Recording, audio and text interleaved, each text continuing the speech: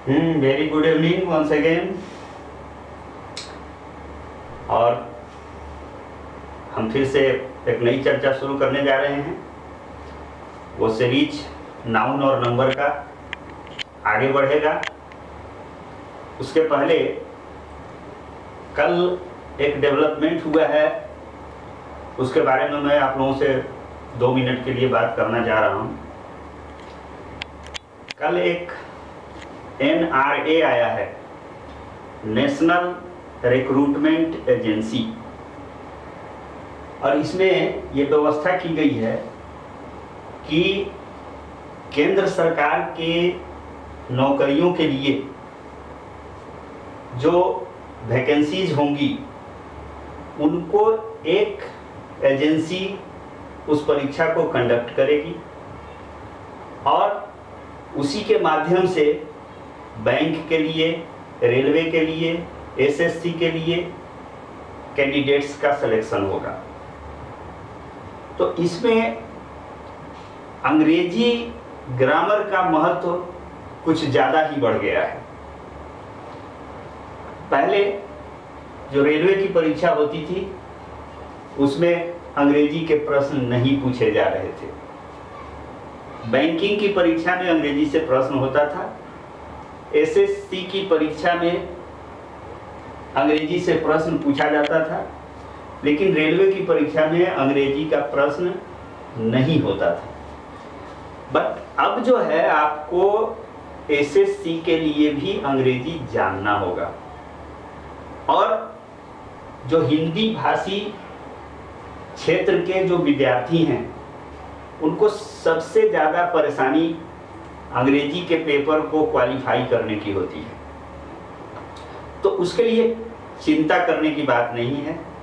थोड़ा आपको कंसंट्रेट होकर के वीडियो को देखना पड़ेगा, बातें जो बताई जा रही हैं उनको धैर्य के साथ समझना पड़ेगा। जल्दबाजी मत कीजिए, कोई शॉर्टकट फॉर्मूला नहीं होता है सफलता के लिए। आपको लगातार और टू दी मैक्सिमम स्ट्रेंथ, आपको टू दी मैक्सिमम कैपेसिटी आपकी जो है उसके हिसाब से आपको प्रयास करते रहना होगा। जो ट्रेंड कॉम्पिटिटिव एग्जाम में चल रहा है अभी तक जो दिखाई दिया है उसमें अंग्रेजी भाषा में, अंग्रेजी लैंग्वेज में 5 number 6 number out of 40 cut off marks जाता है। बट दुर्भाग्यवश जो हिंदी भाषी क्षेत्र के विद्यार्थी हैं वो उसको भी अचीव नहीं कर पाते हैं। लेकिन थोड़ा अगर पेशेंस के साथ उसकी तैयारी की जाए तो ग्रामर से रिलेटेड उस 40 में से 20 से 25 सवाल होता है। तो 20 से 25 सवाल तो आप आराम से कर सकते हैं, और आपको लेस मात्र भी परेशान होने की आवश्यकता नहीं है। इस बात को सोचने की आवश्यकता नहीं है कि आप क्वालिफाइंग मार्क्स कैसे अचीव करेंगे। You will certainly get it, लेकिन आपको लगातार उसके लिए प्रयास करना है। Okay, now we should come to the main topic, that is noun and number, जिसकी हम चर्चा कर रहे हैं।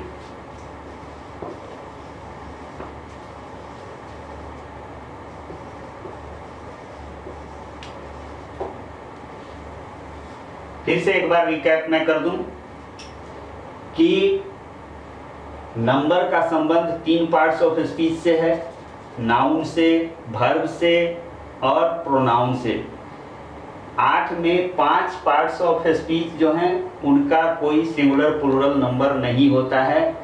ओनली 3 जो पार्ट्स हैं उनका सिंगुलर प्लूरल होता है। अभी जो हम चर्चा कर रहे हैं वो चर्चा कर रहे हैं नाउन के साथ सिंगुलर प्लूरल वाली बात हम कर रहे हैं। तो कल पिछले वीडियो में हम लोगों ने इस टॉपिक से रिलेटेड 15 पॉइंट्स की चर्चा की थी। Today we will start from 16th point. और कल जो लास्ट पॉइंट डिस्कस हुआ था पिछले वीडियो में, उसमें आप लोगों को ये बताया गया था कि कुछ नाउन्स जो होते हैं वो बाय बर्थ सिंगुलर होते हैं, उनका प्लूरल फॉर्म नहीं होता है। अगर उनका आप प्लूरल फॉर्म बना रहे हैं एस लगा के तो आप गलती कर रहे हैं। अगर किसी सेंटेंस में उसका प्लूरल फॉर्म एस लगा के दिया गया है तो certainly that sentence will B an incorrect sentence. But अगर हमको उसका प्लूरल मीनिंग देना है, उसको प्लूरल कंटेक्स्ट में उसका प्रयोग करना है, तो हम लोब्स ऑफ या पीसेस ऑफ फ्रेज का प्रयोग करके हम उसको एक्सप्रेस कर सकते हैं।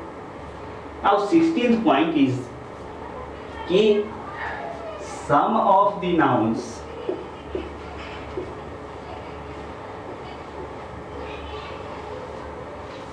Are plural in form as well as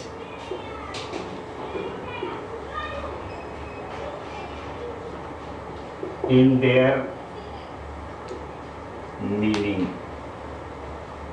just opposite है, पिछला जो पॉइंट था उसका जस्ट अपोजिट है। उसमें कहा गया था कि कुछ नाउन फॉर्म में और यूज में हमेशा सिंगुलर होते हैं। यहाँ कहा जा रहा है कि कुछ नाउन फॉर्म में और यूज में हमेशा प्लूरल होते हैं। तो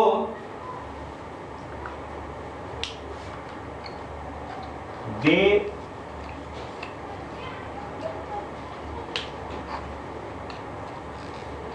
ऑलवेज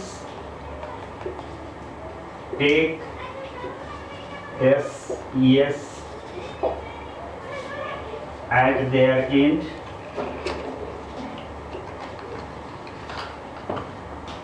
and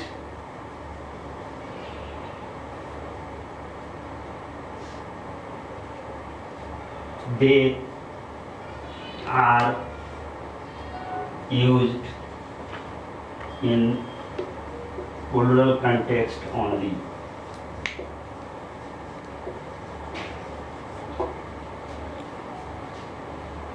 ये हमेशा इनके साथ S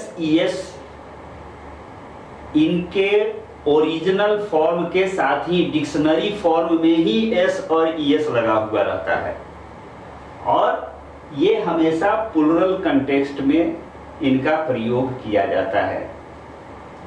actually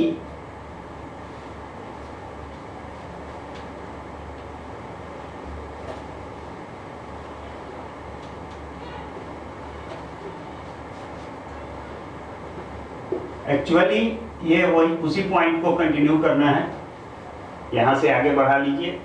actually these nouns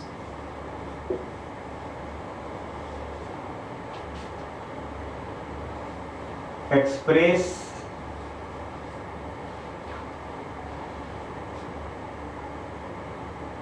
the sense of कॉपुल। अधिकांश इनका जो है वो कपुल को जोड़ी की बात करता है वो, और कपुल का मतलब होता है जोड़ा, जोड़ा का मतलब हुआ दो, दो का मतलब हुआ प्लूरल। जैसे हम बात करें पेरेंट्स, ये डिक्शनरी फॉर्म वाला शब्द है पेरेंट्स। एस इसमें कंपनी से निकल के जब ये आता है शब्द उसके साथ साथ लगा हुआ रहता है, इसका ये ओरिजिनल रूप है पेरेंट्स। इसका मतलब होता है माता पिता। मतलब कितना? 2। एक माता हुई, एक पिताजी हुए, तो ये दो व्यक्ति हो गए। देयरफॉर हम पेरेंट्स लिखते हैं, पेरेंट हम नहीं लिख सकते हैं। हम ट्राउजर्स की बात करें, ट्राउजर्स पायजामा, ये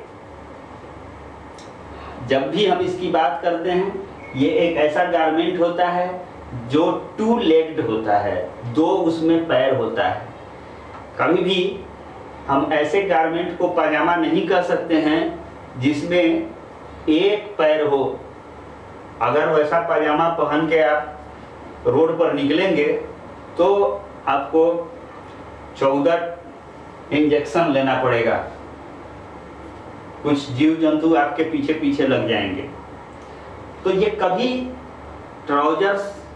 ट्राउजर हम इसको नहीं लिख सकते हैं क्योंकि ये 2 लेग्ड गारमेंट होता है, देयरफॉर प्लुरलिटी का सेंस ये देता है। हम बात करते हैं स्पेक्टेकल्स।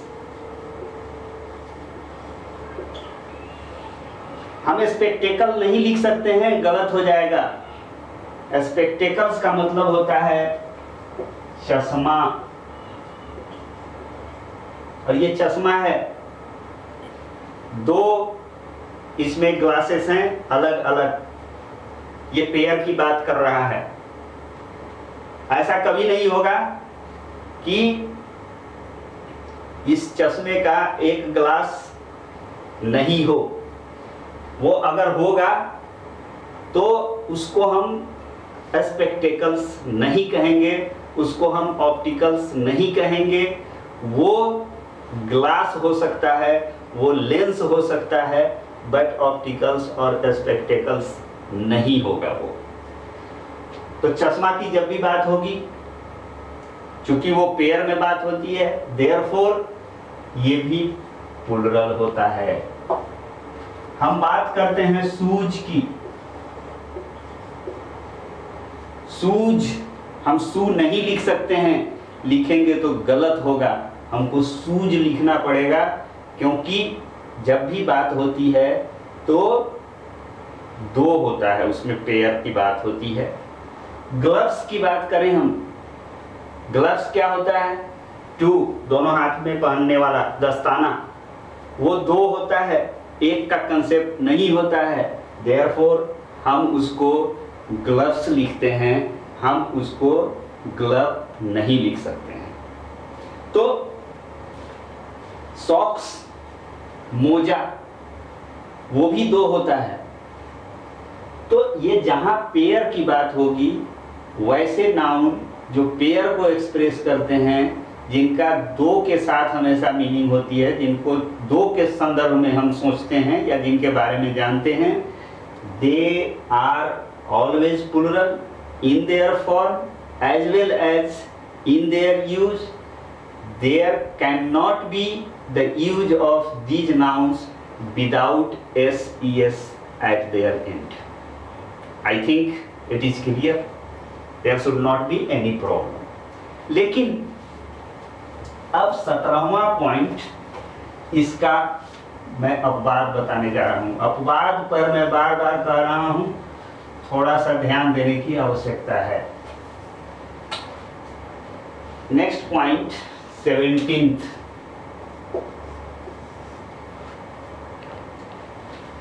बट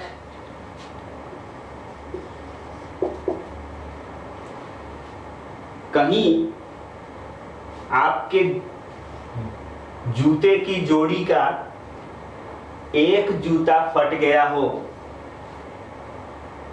तो, but if we have to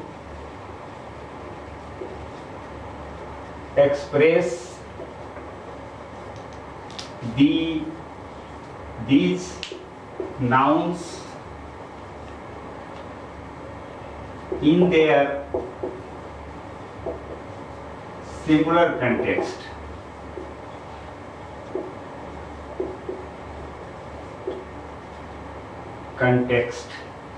अगर हमको सिंगुलर कंटेक्स्ट में इनका प्रयोग करना है तो we add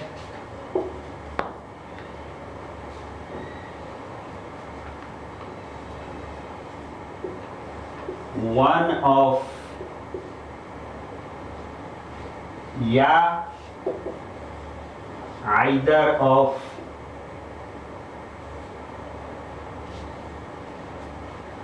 बिफोर देम। बहुत आसान चीज है, इसको समझिए बस। अगर हमको वो प्लुरल है, बाय बर्थ प्लुरल है तो है। इस ड्रिल से, इस नियम से हम कोई कॉम्प्रोमाइज, कोई समझौता नहीं करने जा रहे हैं। हम पेरेंट्स को पेरेंट नहीं लिखने जा रहे हैं, स्पेक्टेकल्स को हम स्पेक्टेकल नहीं लिखने जा रहे हैं, ट्राउजर्स को ट्राउजर नहीं लिखने जा रहे हैं। लेकिन अगर एक जूता फट गया है, शूज को हम शू नहीं लिखने जा रहे हैं, बट अगर एक जूता फट गया है तो हम क्या करेंगे भाई? वन ऑफ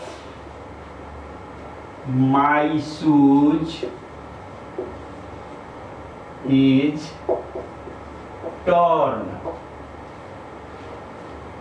मतलब ये शूज को तो हम शूज ही लिखेंगे, शू हम नहीं लिख सकते हैं, लेकिन हम इनकी सिमिलरिटी को एक्सप्रेस करने जा रहे हैं तो हम वन ऑफ फ्रेज का प्रयोग इसके पहले कर देंगे। इससे एक्सप्रेस हो जाएगा कि ये जो है शूज के जोड़ी का एक जूता फटा हुआ है। हम कहें one of his parents is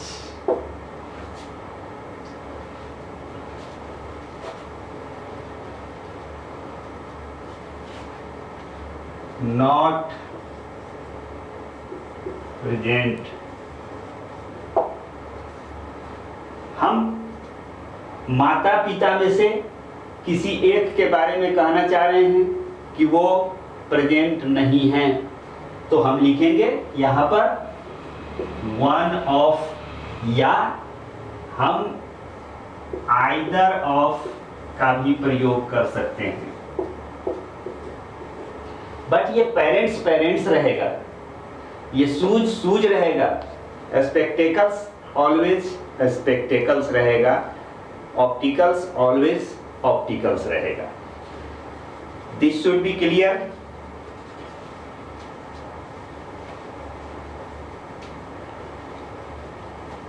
Now point number 18.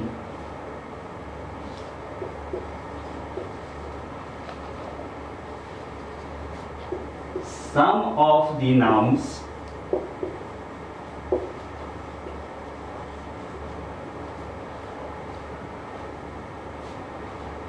appear to be singular in their form। खतरनाक है ये, वो दिखाई देगा सिंगुलर जैसा, but they are always used as plural nouns. इन पर जरा सतर्क रहिए। मैंने कहा कि कुछ नाउन्स फॉर्म में उनका जो रूप होता है, देखने में वो क्या लगेंगे? देखने में वो सिंगुलर लगेंगे, लेकिन वास्तव में उनका प्रयोग जो किया जाता है वो प्लुरल की तरह, प्लुरल नाउन के रूप में ही उनका प्रयोग किया जाता है। जैसे इसमें है आपका कैटल, पुलिस, पब्लिक, ये शब्द जो हैं, ये सारे के सारे शब्द देखने में लग रहे हैं सिंगुलर हैं, क्योंकि इनके साथ एस ई एस का प्रयोग नहीं किया गया है। तो इसमें अब इसका हम एक सेंटेंस में यूज करके दिखाते हैं, कैसे इसको यूज करते हैं।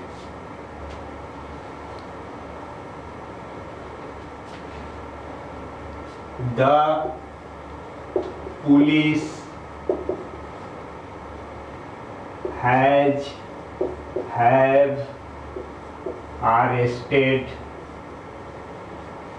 the thief। ये सेंटेंस दिया हुआ है, मान लीजिए आपकी परीक्षा में, और आपसे पूछा जा रहा है कि which of these two has और have में से किसका इसके साथ एप्रोप्रिएट यूज होगा। तो एक्चुअली यहाँ पर हमको सिलेक्शन तो वर्ब का करना है, बट उसके लिए बेस हमको इसको समझना है कि ये क्या है। और हम जान रहे हैं कि पुलिस फॉर्म में सिंगुलर होता है, बट एक्चुअली यूज में ये प्लुरल होता है। अब इस दोनों वर्ब में से हैव जो है वो प्लुरल है, इसलिए हैव का प्रयोग करेंगे। हैज का प्रयोग अगर किया जाएगा तो ये सेंटेंस गलत हो जाएगा। तो इन शब्दों पर पुलिस है, पब्लिक है, पीपुल है, ऑडियंस है, ये जो शब्द हैं इनका फॉर्म ऑलवेज सिंगुलर होता है, इनके साथ एस ई एस नहीं लगाना है। और ये फॉर्म में हमेशा सिंगुलर होते हैं, लेकिन ये एसेंस जो इनका होता है, यूज जो इनका होता है, वो हमेशा प्लुरल होता है।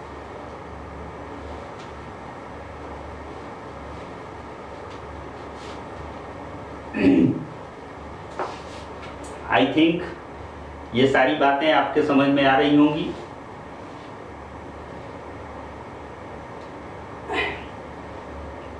ये पॉइंट था 17th, नाउ 18th पॉइंट, वो भी इसी से कनेक्टेड है कि some nouns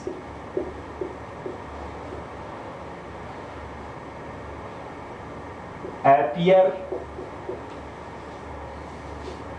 to be plural in form। अभी हमने कहा कि some nouns appear to be singular in form but they are plural। अब मैं कहने जा रहा हूं कि some nouns appear to be plural in form but they are always singular। इन चीजों को अगर आप बार बार सुनेंगे, बार बार देखेंगे और नोट करके उनको पढ़ेंगे तो सारी बातें अनडाउटेडली विदाउट फेल ये सारी बातें आपके दिमाग में होंगी, आपको कहीं कोई परेशानी नहीं होगी। बट एक बार में ये सारी चीजें अभी तो आप समझ जाएंगे, इस समय जो चर्चा हो रही है इसमें आप समझ जाएंगे, लेकिन अगर प्रैक्टिस में वो नहीं रहा, उसको बार बार आप नहीं देख रहे हैं, नहीं सुन रहे हैं, नहीं समझ रहे हैं, तो आपको परेशानी हो सकती है और ये दिमाग से आपके निकल सकता है। तो हमने कहा कि some nouns appear to be plural in form but they are always singular।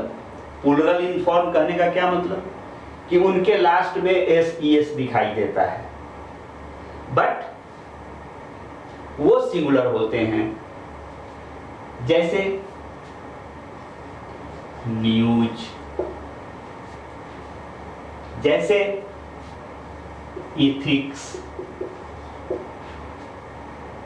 Politics, mathematics,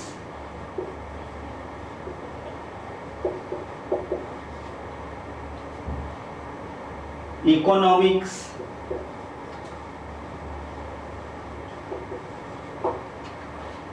ये क्या है, सारे में आप देख रहे हैं एक कॉमन क्वालिटी है।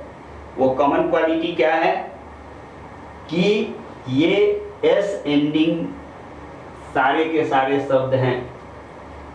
और एक्चुअली ये दिखाई देते हैं प्लूरल जैसा एस होने के कारण, but in fact they are used only as singular nouns. जैसे फॉर एग्जाम्पल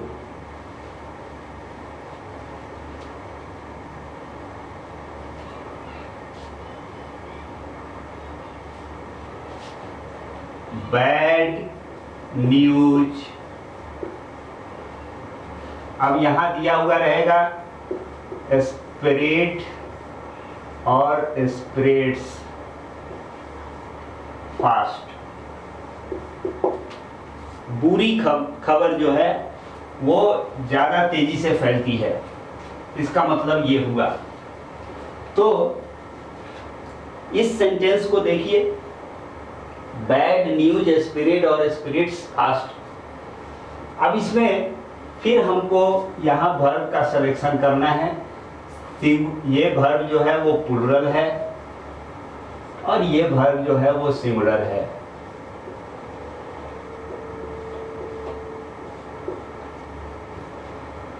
क्या होगा इसमें? अगर हम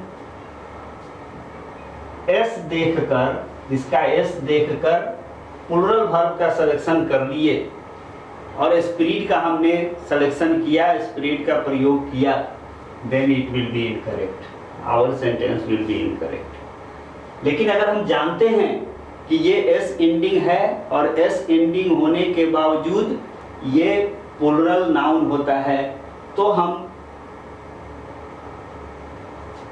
एस एंडिंग होने के बावजूद ये सिंगुलर नाउन होता है, तो हम सिंगुलर वर्ब का सिलेक्शन करेंगे और वो वर्ब जो होगा वो स्प्रेड्स होगा। Spreads is the singular verb. Noun में हम एस ई एस लगाते हैं तो वो प्लूरल होता है, और वर्ब के साथ एस ई एस में उल्टा रिलेशन हो जाता है। वर्ब में एस ई एस लगाते हैं तो वो सिंगुलर बनता है। नाउन में, उस नाउन के डिक्शनरी फॉर्म में जब हम एस ई एस लगाते हैं तो वो प्लूरल होता है, और वर्ब के डिक्शनरी फॉर्म में जब हम एस ई एस लगाते हैं तो उसका वो सिंगुलर फॉर्मेशन होता है, जिसको हम V5 के रूप में जानते हैं।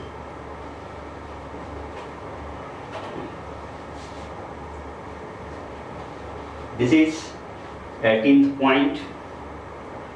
Now 19th.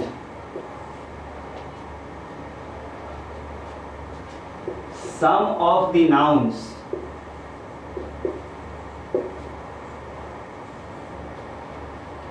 contain vowel letters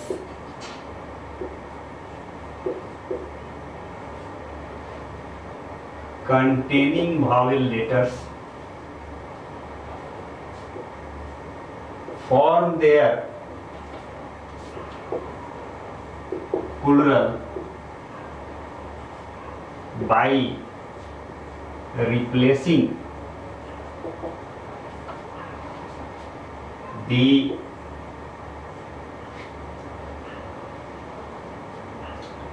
nouns, replacing the vowels by another set of vowels। जैसे हम एग्जाम्पल के रूप में इसमें देखेंगे कि foot,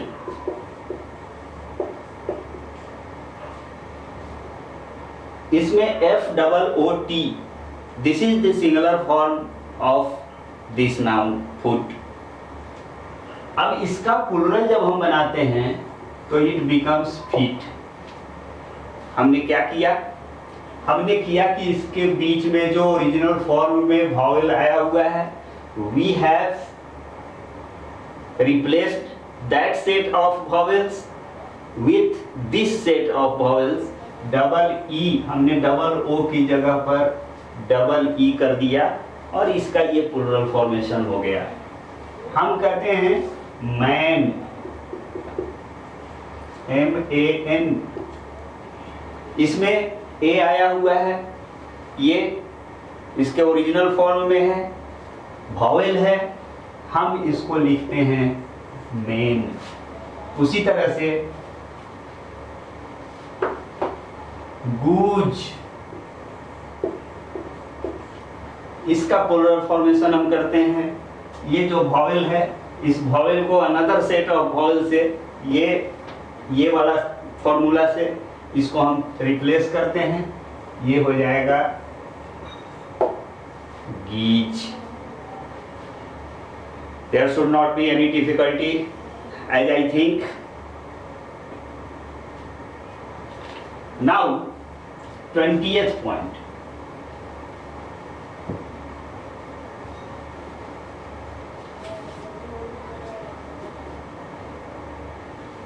This one,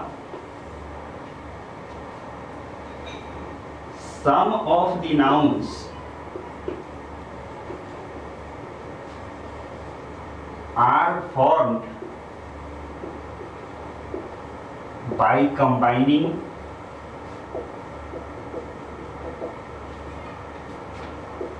two words। देखिए इसको समझिए, दो शब्दों को कंबाइन करके हम कुछ नाउन को तैयार करते हैं। ये जो नाउन्स होते हैं, दीज नाउन्स आर कॉल्ड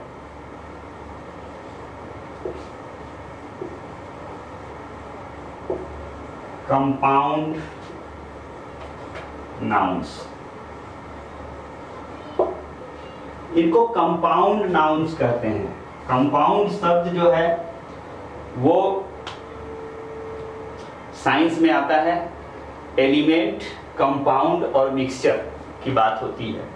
और जो साइंस बैकग्राउंड के विद्यार्थी होंगे वो जानते होंगे कंपाउंड क्या होता है, जिसमें दो एलिमेंट्स को या दो से ज़्यादा एलिमेंट्स को एक फिक्स्ड प्रोपोर्शन में, I don't know whether I am correct और not, but as I know कि कंपाउंड का मतलब ये होता है कि जिसमें फिक्स्ड प्रोपोर्शन में दो या दो से ज़्यादा एलिमेंट्स को एक साथ कंबाइन किया जाता है। तो कंपाउंड नाउन्स की जो बात होती है, इनकी बात होती है कि दो शब्द को एक साथ मिला के एक नया शब्द तैयार किया जाता है। जैसे हम कहें, दो या दो से ज़्यादा शब्द भी हो सकता है।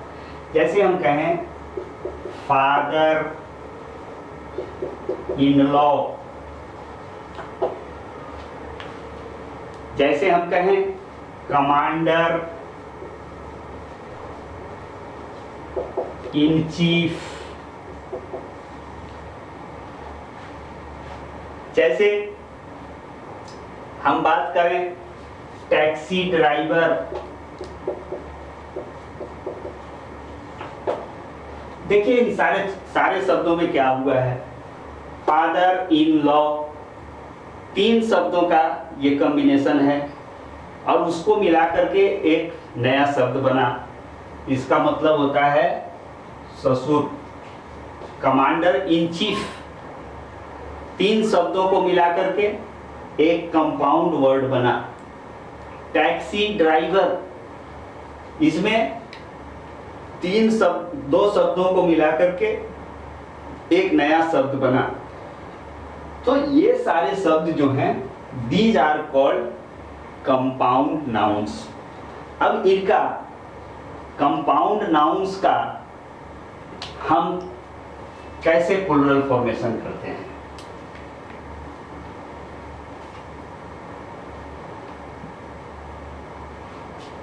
तो we form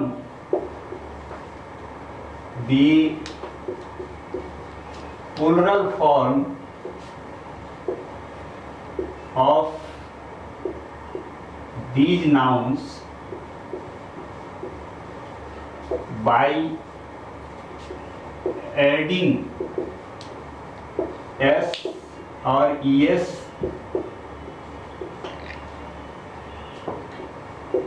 in their principal part. Principal मतलब मुख्य भाग। प्रिंसिपल पार्ट को हम प्लूरल बना के इनका प्लूरल फॉर्मेशन करते हैं। जैसे हम बात करें फादर इन लॉ की,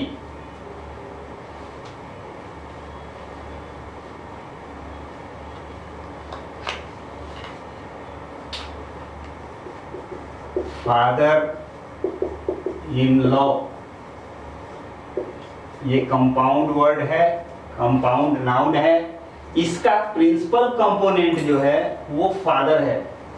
तो हम इसका अगर प्लूरल फॉर्मेशन करते हैं तो हम ये नहीं लिख सकते हैं कि फादर इन लॉज, लास्ट में हम एस यस दे दिए, ऐसा नहीं कर सकते हैं। This will be the incorrect formation. क्या करेंगे, इसका जो प्रिंसिपल पार्ट है इसको हम प्लूरल कर देंगे, फादर्स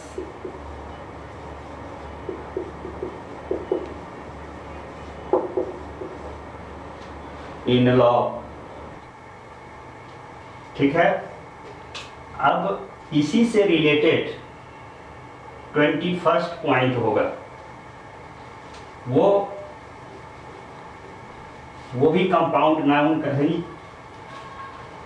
पार्ट होगा। 21st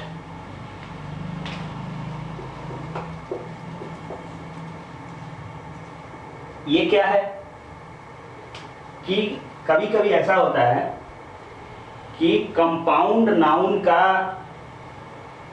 जो पार्ट होता है, डिफरेंट एलिमेंट होता है, उस एलिमेंट में कोई भी नाउन नहीं रहता है। जैसे अभी आप लोगों ने देखा, अभी तक देखा था कि फादर इन लॉ में फादर एक नाउन है, कमांडर इन चीफ में आपने देखा कि कमांडर एक नाउन है, इन एक प्रीपोजिशन है और चीफ जो है वो एडजेक्टिव है। तो at times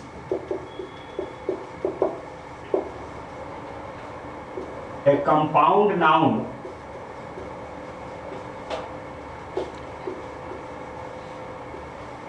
does not have any noun as its component। ये इसको थोड़ा ध्यान से समझिए। कंपाउंड नाउन हमने कहा कि एक से ज्यादा शब्द जब आपस में मिलते हैं और एक दूसरे शब्द का निर्माण करते हैं, तीसरे शब्द का निर्माण करते हैं, तो उसको हम कंपाउंड कहते हैं। अभी तक जो एग्जाम्पल बताया गया था उसमें यह कहा गया था, जितना भी एग्जाम्पल दिया गया था उसमें था father in law, commander in chief, taxi driver. इसमें कोई ना कोई नाउन जरूर आया हुआ है।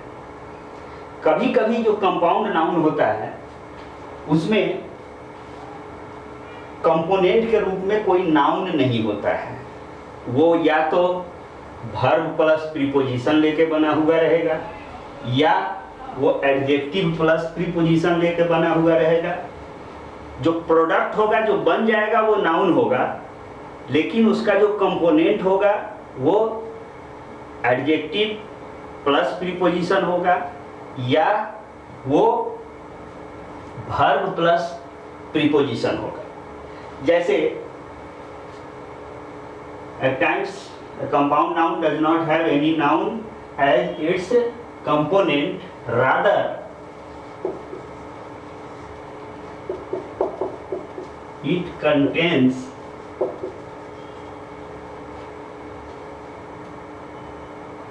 a verb plus preposition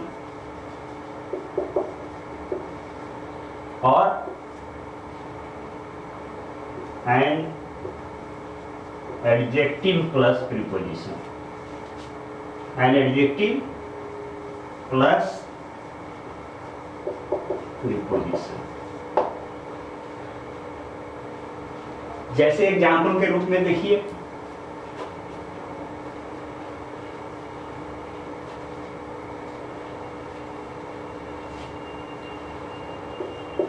love in, ये कंपाउंड नाउन है।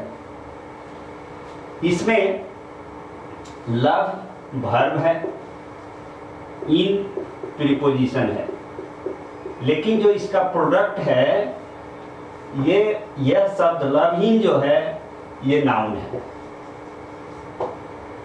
ये कहिएगा लव इन का मतलब क्या होता है भाई? लव इन का मतलब होता है प्यारा।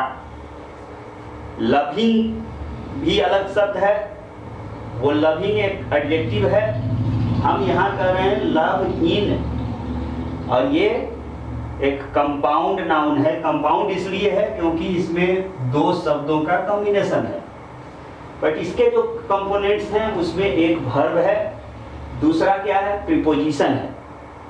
तो इसका जब हम प्लूरल फॉर्मेशन करते हैं तो जो प्रिंसिपल कंपोनेंट की बात हमने पिछले रूल में बताया था वो रूल फॉलो नहीं होगा।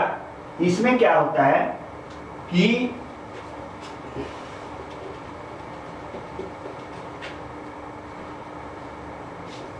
in such cases s or es is added at their end। जैसे इसमें आइए, अब ये लव इसका प्रिंसिपल पार्ट है, तो पहले जो बताया गया कि प्रिंसिपल पार्ट को प्लूरल बनाना है वो इस केस में एप्लीकेबल नहीं होगा, क्योंकि इसका कंपोनेंट दोनों में से कोई भी नाउन नहीं है। नाउन होता तो प्रिंसिपल पार्ट की हम बात करते। जैसे फादर इन लॉ में फादर नाउन आया हुआ है, वो प्रिंसिपल है, इसलिए उसमें हम एस ई एस लगा के उसका हम प्लूरल फॉर्मेशन करते हैं।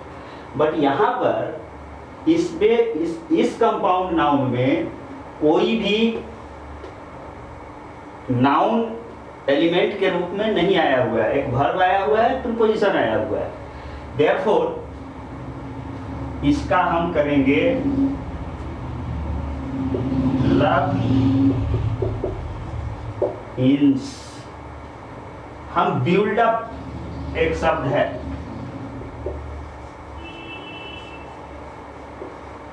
इसमें ये नाउन आया हुआ है, सॉरी ये नाउन है, कंपाउंड नाउन है, लेकिन इसका जो कंपोनेंट है वो एक वर्ब है और एक प्रीपोजिशन है। इसका प्लूरल बनाएंगे build ups, high grown ups, grown,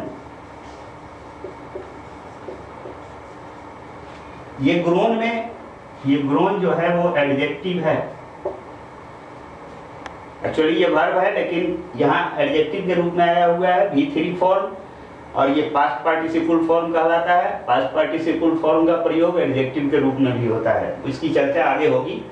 but ये जान लीजिए कि ये कंपाउंड नाउन है, और ये ग्रोन अप शब्द जो है ये जब इसका हम प्लूरल करेंगे तो ग्रोन अप्स, इसका मतलब होता है यंग पीपुल। तो इस तरह से ये एक अलग वैरायटी हुई जिसमें कंपाउंड नाउन होता है, बट वो कंपाउंड नाउन का कोई भी कंपोनेंट नाउन नहीं होता है, वो या तो वर्ब प्लस प्रीपोजिशन से बना हुआ होता है या फिर एडजेक्टिव प्लस प्रीपोजिशन को कंबाइन करके बनाया हुआ होता है। तो उसका जब हम प्लूरल करते हैं तो लास्ट में उसके एस ई एस का प्रयोग करेंगे, it will be its plural form.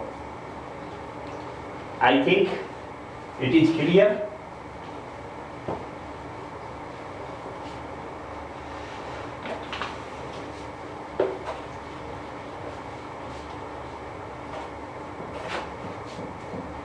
Next point is 22nd.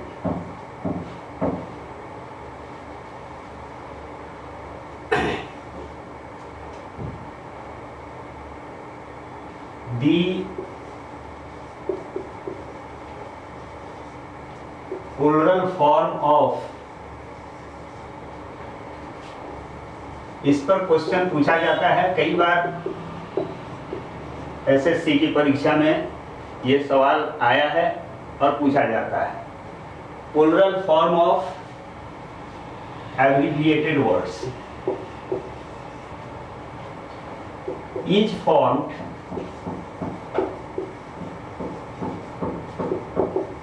in the following way.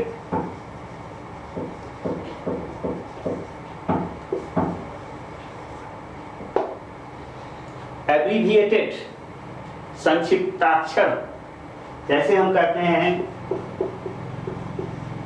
MP, MLA, BA, these are the abbreviated words, these are abbreviations. MP, member of parliament, MLA, member of legislative assembly, BA, bachelor of arts. इसका plural जितना भी abbreviated words है, abbreviations है, उसका plural जब हम बनाते हैं तो इसको पूरा लिख लीजिए और एमपीच ये नीचे में एस डाल दिया जाता है। MLA, MLAs, BA, BAs. This will be the process of forming plural form of abbreviations. एक और सवाल 23rd ये भी पूछा जाता है, या तो इससे पूछ दिया जाता है कंपैरेटिव एग्जाम में, या पूछा जाता है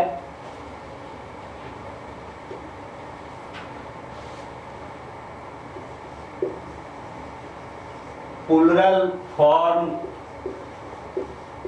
of digits, digits अंक, इसका प्लूरल फॉर्म, नंबर, इसको आप कह सकते हैं संख्या, इसका प्लूरल फॉर्म वो कैसे होता है, उसमें भी एस लगता है, लेकिन 6 दिया हुआ है, इसका प्लूरल फॉर्म होगा, ये एपस्ट्रॉफी एस होता है। इस दोनों में डिफरेंस जान लीजिए। एब्रेविएशन में एस नीचे होगा विदाउट एपस्ट्रॉफी, वहीं अगर डिजिट होगा तो एस होगा विथ एपस्ट्रॉफी।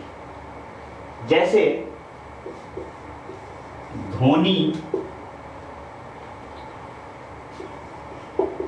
हिट 4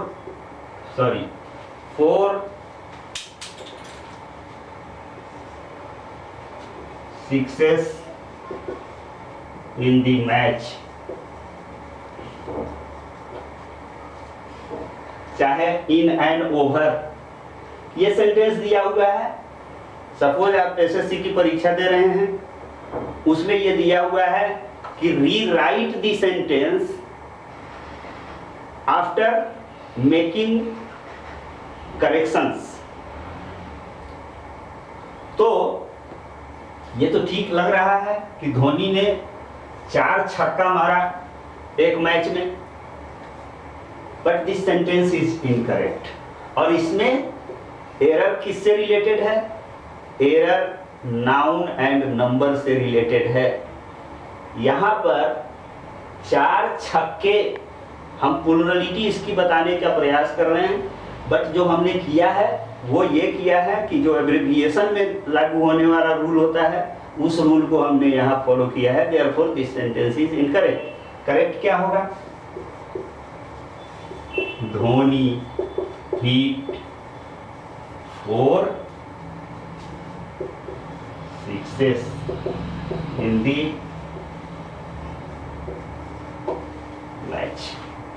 तो वो कोई भी हो, 6 हो, 7 हो, जो भी डिजिट हो, उसका अगर हमको प्लूरल बनाना है तो उसमें हम उसमें हम एपोस्ट्रोफी एस का प्रयोग करते हैं, एब्रिविएशन में एस का प्रयोग करते हैं, बट विदाउट एपोस्ट्रोफी, और उसका यहां पर हम यूज करते हैं।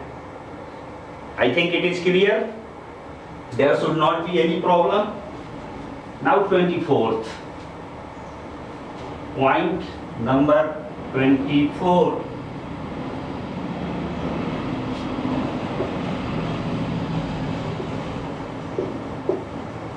some of the nouns have their singular and plural use without any change in their dictionary form. इसको जानिए, महत्वपूर्ण चीज है। जो भी पॉइंट्स बताए गए हैं आपको नाउन एंड नंबर में, सारे इंपॉर्टेंट पॉइंट्स हैं, और all points require special attention. हर पॉइंट से रिलेटेड आपको सवाल मिल सकता है आपकी परीक्षा में, वो चाहे स्कूल लेवल की परीक्षा दे रहे हो, चाहे आप कॉलेज लेवल की परीक्षा दे रहे हो, चाहे आप कॉम्पिटिटिव एग्जाम में अपीयर हो रहे हो। तो इसलिए जरा ध्यान से इन सारे चीजों को देखिए, बार बार व्यू कीजिए। अगर आपको समझ में आ रहा है तो उसको लाइक कीजिए, शेयर कीजिए, सब्सक्राइब कीजिए। नाउ ये कौन कौन से शब्द हैं? शब्द है शीप, डियर, स्टाफ, ऐसे शब्द हैं। इनका रूल बता दिया गया कि इनका सिंगुलर यूज भी होता है, प्लूरल यूज भी होता है।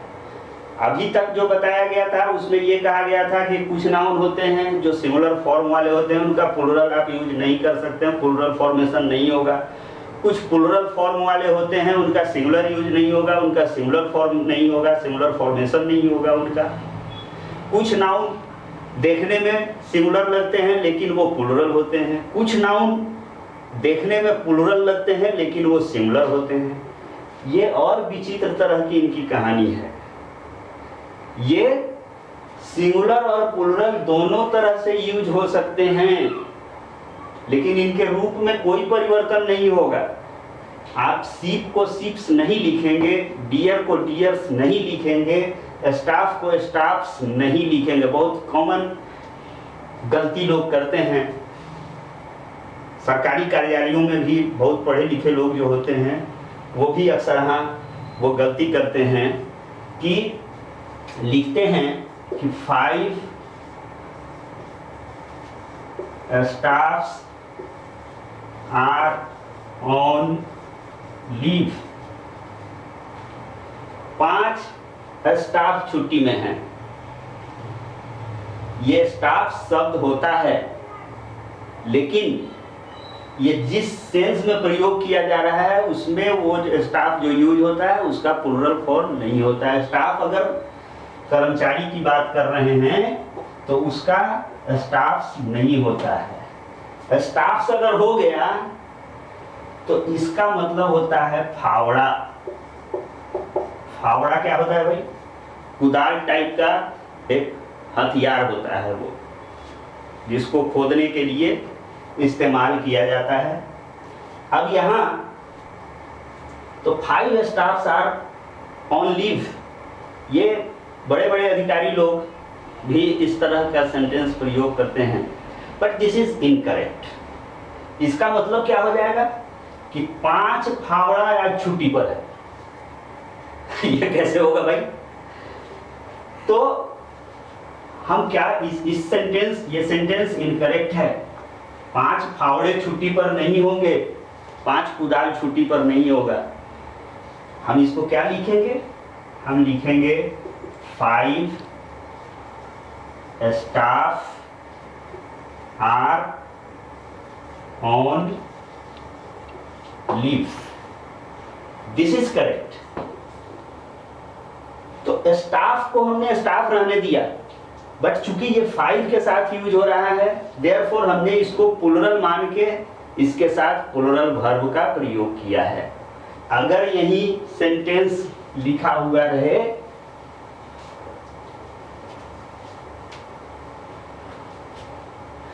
कि 1 staff is on leave, this is correct, nothing is wrong in this sentence। तो यहां हमने is का प्रयोग किया, क्यों? क्योंकि हम ये सिंगुलर इसका यूज कर रहे हैं, 1 स्टाफ की हम बात कर रहे हैं। यहाँ 5 स्टाफ की बात कर रहे थे, यहाँ 1 स्टाफ की बात कर रहे हैं। इससे क्या साबित हुआ कि staff can be used either as a singular noun or as a plural noun without any change in its form, but वो singular हो रहा है कि plural हो रहा है, it depends on the context in which it is used। जैसे a sheep is grazing, ये एक सेंटेंस है, ये सेंटेंस सही है, इसमें कहीं कोई गलती नहीं है, कोई एरर नहीं है। अगर इसी को हम लिखते हैं कि 2 sheep are grazing, देन ये इनकरेक्ट हो जाएगा। गलती क्या हो गई हमसे? हमने sheep का फॉर्म चेंज कर दिया प्लुरल बताने के लिए। हम प्लुरल बता सकते हैं, प्लुरल यूज इसका कर सकते हैं, but there will not be any change in its form. हमको लिखना होगा 2 sheep are grazing, ये सही हो गया। यहाँ 2 जो आया हुआ है ये इसके प्लुरलिटी को एक्सप्रेस कर रहा है, देयरफॉर इसके साथ हम प्लुरल वर्ब का प्रयोग कर रहे हैं। हमको इसको शीप को शिप्स करने की आवश्यकता नहीं है, वो उसके लिए हम अधिकृत नहीं है, हम वैसा नहीं कर सकते हैं, लेकिन इनका सिंगुलर और प्लुरल यूज होगा on the basis of the context in which it is being used. तो these are the points which are of much importance and which are related to noun and number। तो noun और number की कहानी यहाँ पर समाप्त होती है।